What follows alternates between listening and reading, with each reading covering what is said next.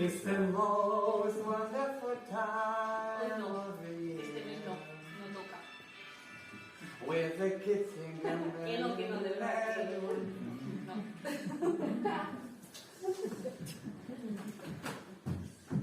Ya sido otra vez que te hablado flamenco. Buenas tardes. Estamos aquí en el salón de la señora Doufay para presentar en sociedad la nueva creación y primera novela firmada como tal por Alberto Serantes, que me acompaña esta tarde para hablarnos de ella. La novela publicada se llama La hija del conserje. Una novela que nos narra el misterio del sótano de un local que lo último que albergó es una librería, pero que mediante el recorrido de diferentes décadas el autor, en boca de los ciudadanos de la ciudad, nos cuenta todo lo vivido en ese sótano y desde cuándo habita ahí ese misterio. Un espectro de una niña que a nuestros protagonistas les quita el sueño por momentos, pero que no pueden dejar de investigar para saber qué hace ahí ese pequeño ser de camisón blanco y mirada perdida. Vamos a hacer como que no llevamos medio día juntos. Buenas tardes, Alberto. Buenas tardes, Julia. ¿Qué tal Buenas estás? tardes, querido público.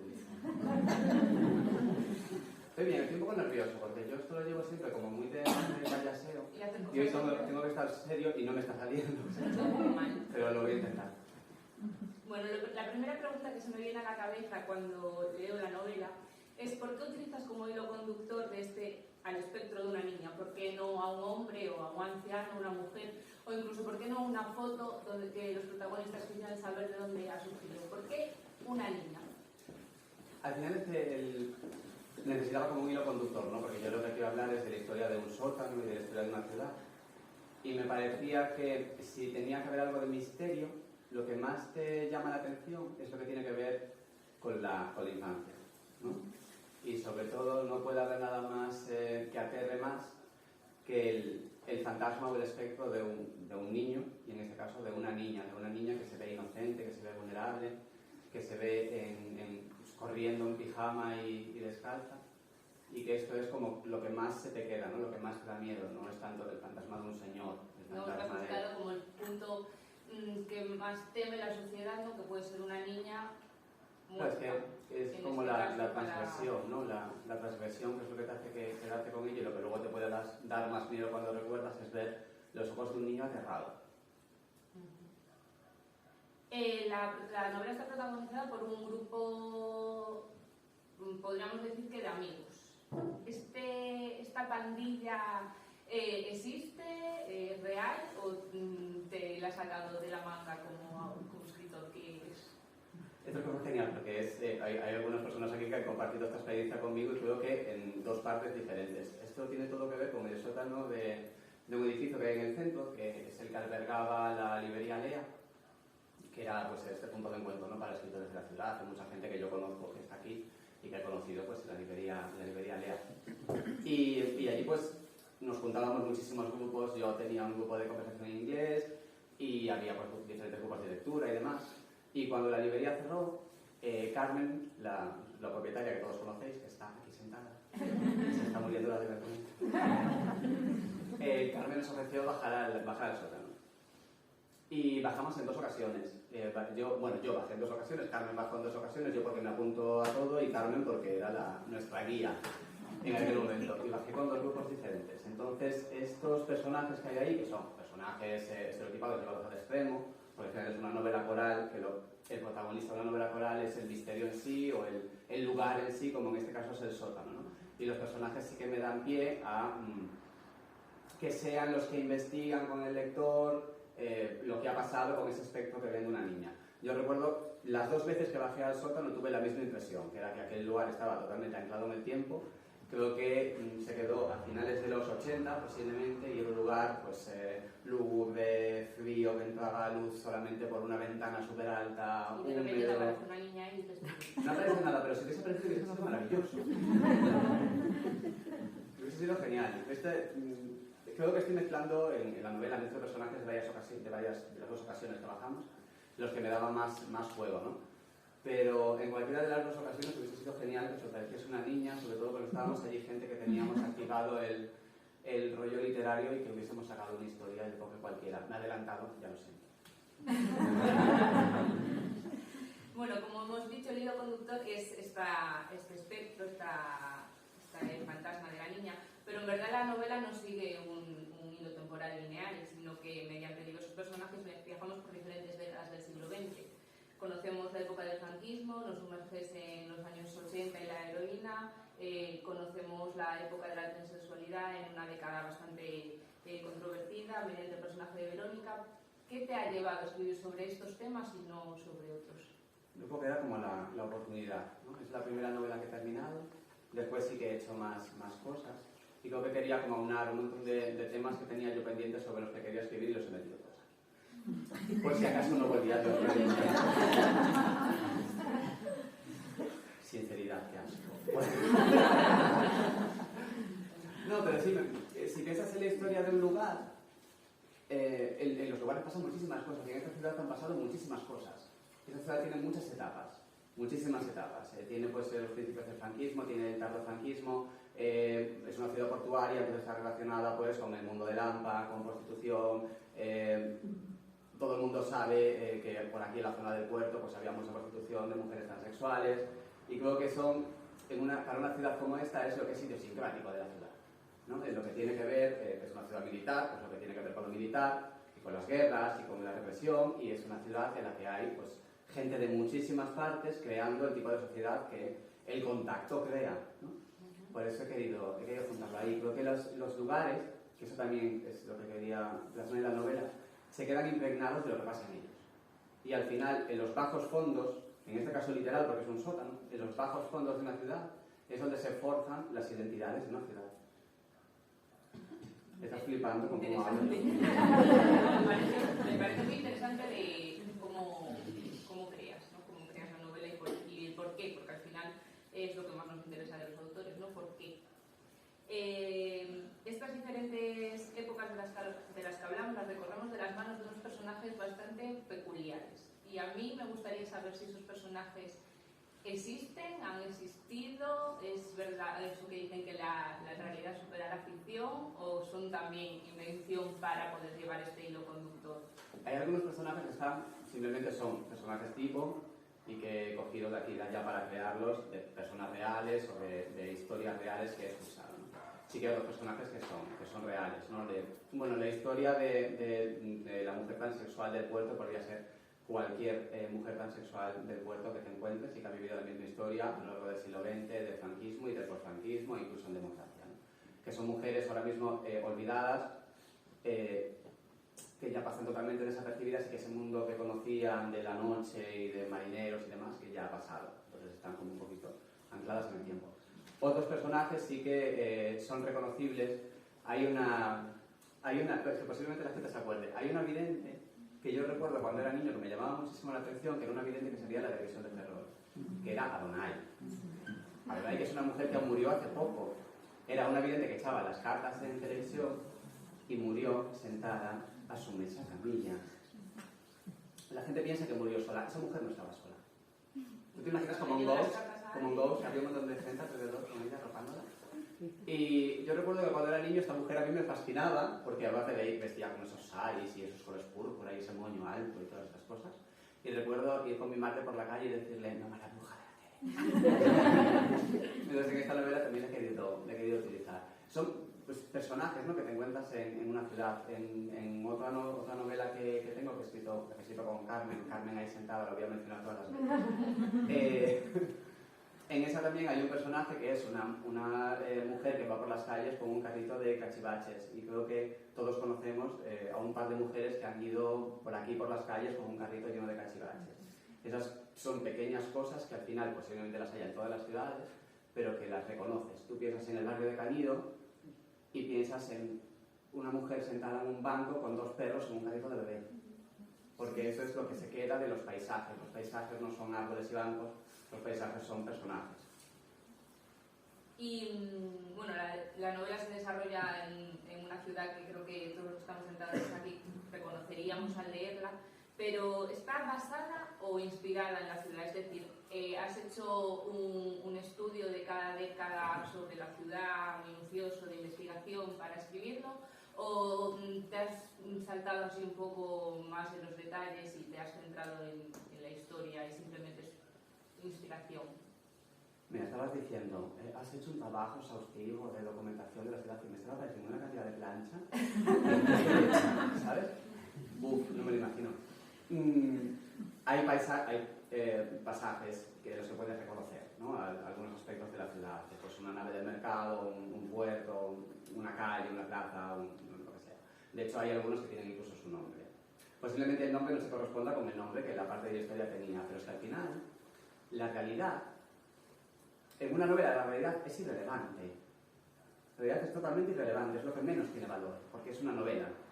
Tú si quieres estudiar cómo se llamaba la calle, no sé qué, en tal época y con qué calle hacía esquina a los 200 metros, te vas a un archivo. Igual no tienes nada mejor que hacer en la vida, pues te vas a un archivo a buscar esa chorrada.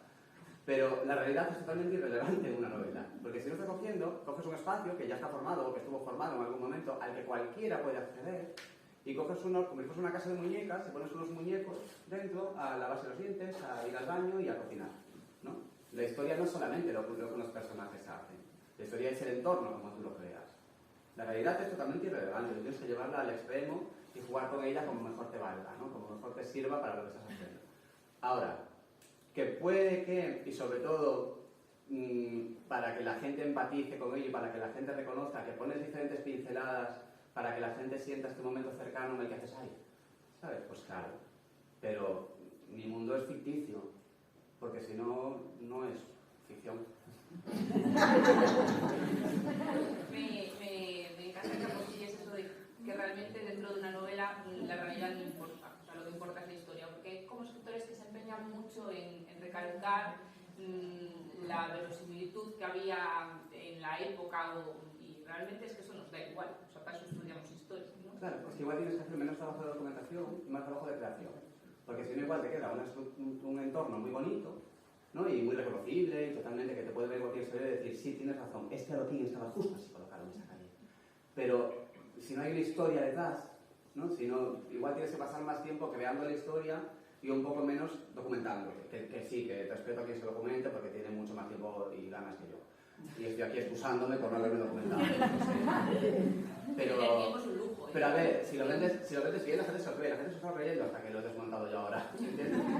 No, pero lo creo de verdad, pues cada uno lo hace como lo... Igual habrá gente que una documentación mucho más profusa pues le lleve a poder crear mucho mejor lo que quiere crear a partir de ella. No es mi caso. Ya nos has dicho que el sótano de la novela es el sótano de la librería de aquí de Carmen, no sabéis. Aquí sentada.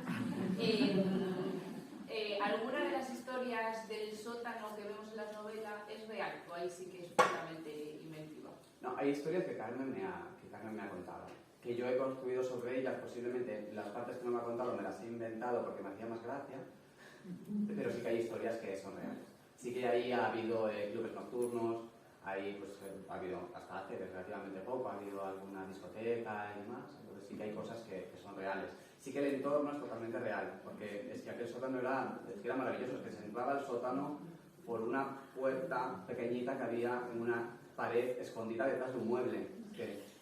Es que lo pedía, ¿sabes? Que lo pedía. Digo que el sótano tenía puertas y ventanas por todas partes y puertas tapiadas, es que aquel sótano pedía una historia, ¿sabes? Entonces, las historias que no hayan pasado, que yo me he inventado sobre ese sótano, yo quiero pensar que han pasado, que han ocurrido de verdad, porque me hace más gracia, ¿sabes?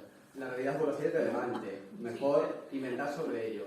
Y probablemente la realidad supera la ficción en ese sótano, por lo que cuentas. Posiblemente sí. Yo no estaba. En tus novelas, si hablo en plural, pues que sé que, aunque esta es la primera que firmas como Alberto Serantes, tienes una autopublicada con Carmen González, ahí sentada, que bajo el seudónimo de Lili Beirut, que se titula Como si se lo hubiese tragado la tierra. Y bueno, sé que has escrito algo más, tienes varias novelas por ahí que igual en algún momento ven la luz, esperemos. Digo que porque en tus novelas siempre aparecen unas escenas un tanto extrañas dentro de la narrativa. De repente te aparece una escena así como muy almodovariana que dices tú, voy a volver a leer porque creo que me he dormido y no me estoy enterando. Por ejemplo, en esta, sin hacer mucho spoiler, porque se trata de que os la llevéis para casa y la leáis, Anaís, de la que ya nos has hablado en uno de sus programas de televisión local, le cuenta a una clienta que llama, ¿no?, que su marido ha tenido un encuentro sexual un poco controvertido, un poco peculiar. ¿A qué se debe este corte, la narración y estas escenas tan peculiares? No, pero ¿sabes qué pasa? Es que hay gente escribiendo en 2022 pensando que es Agatha Christie. Hay gente escribiendo novelas de misterio pensando que es Agatha Christie que está inventando algo.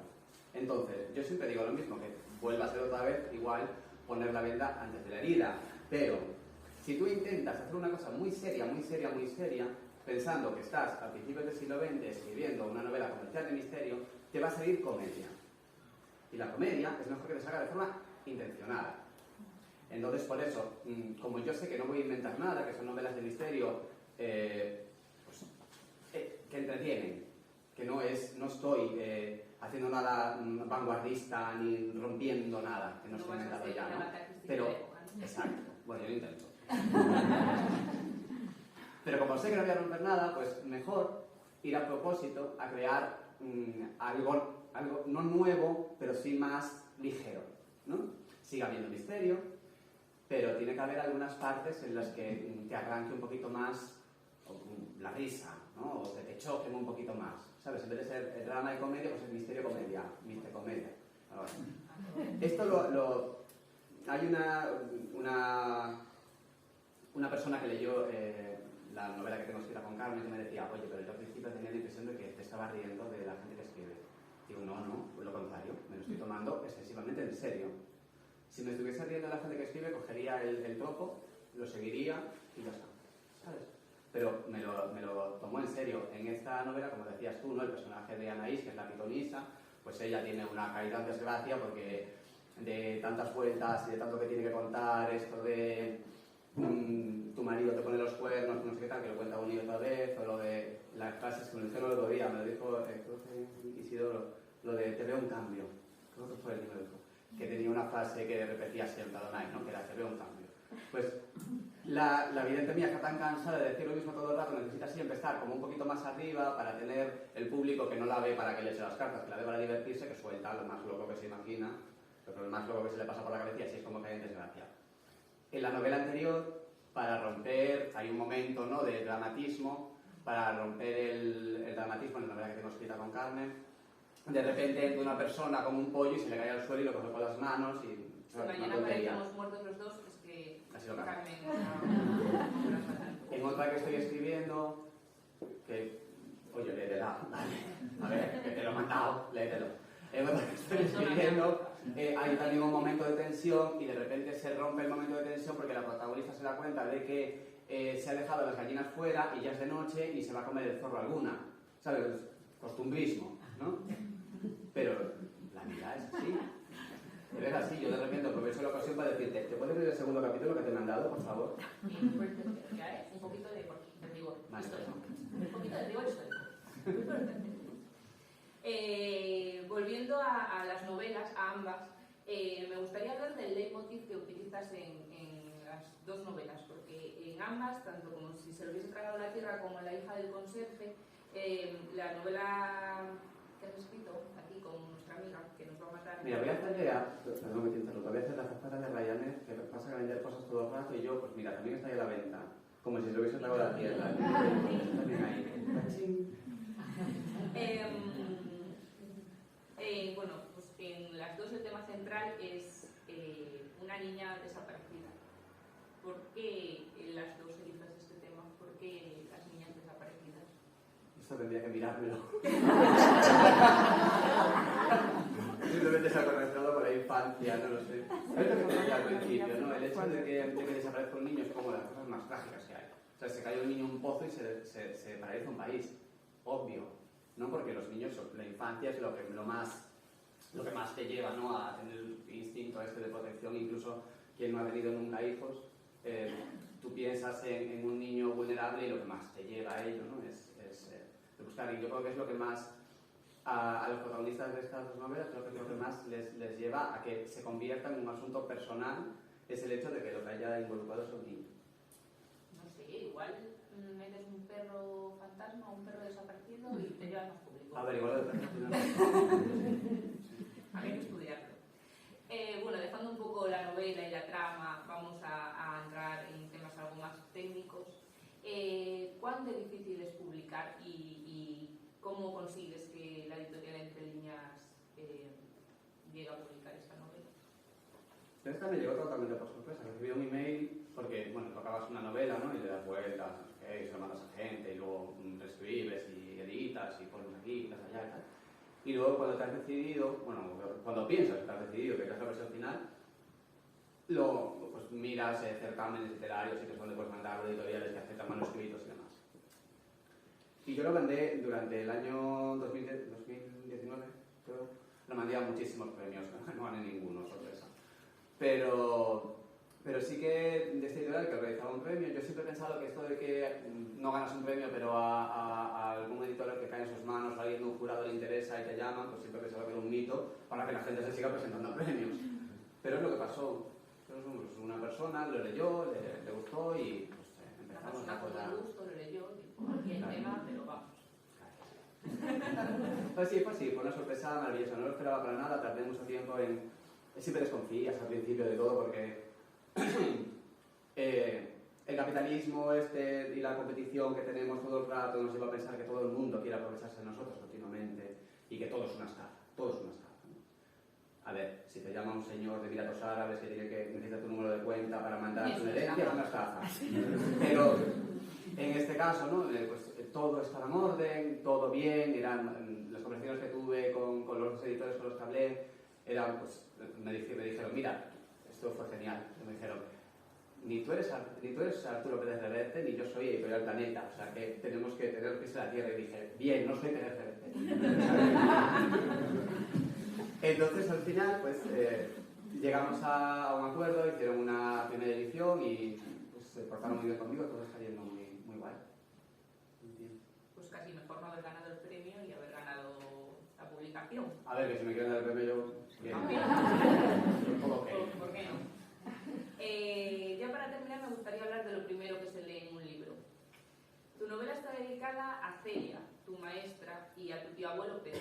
De hecho, tiene que marcar una maestra para recordarla y dedicarle, después de tanto tiempo, una novela.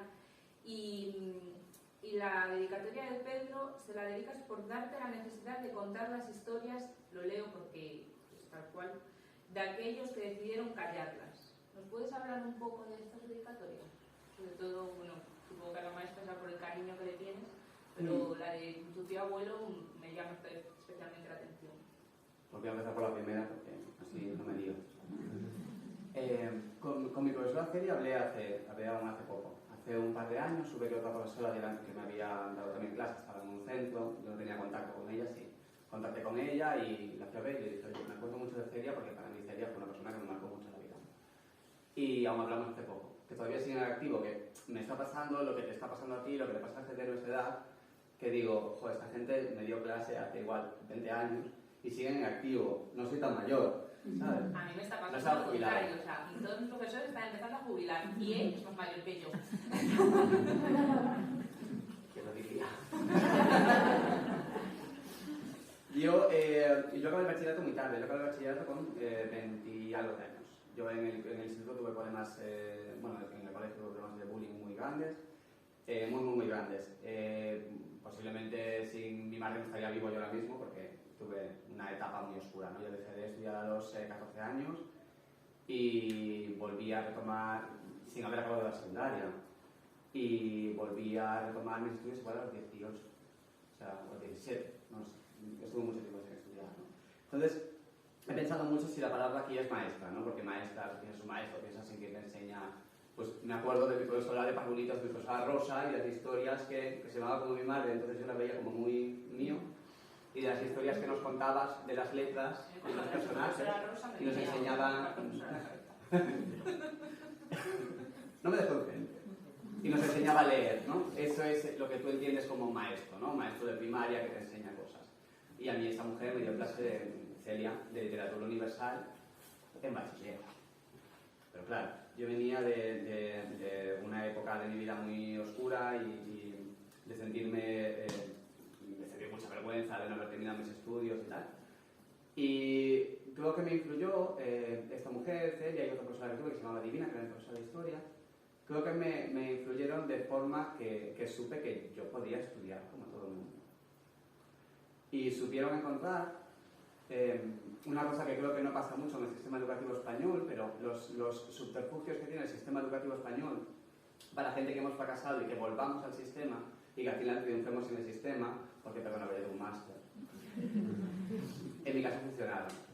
Y funcionaron porque me encontré un grupo de gente que me hicieron valorar mucho las aptitudes que yo tenía para estudiar, las aptitudes que tenía para escribir, para narrar, para leer, para entender, para hablar, como ahora.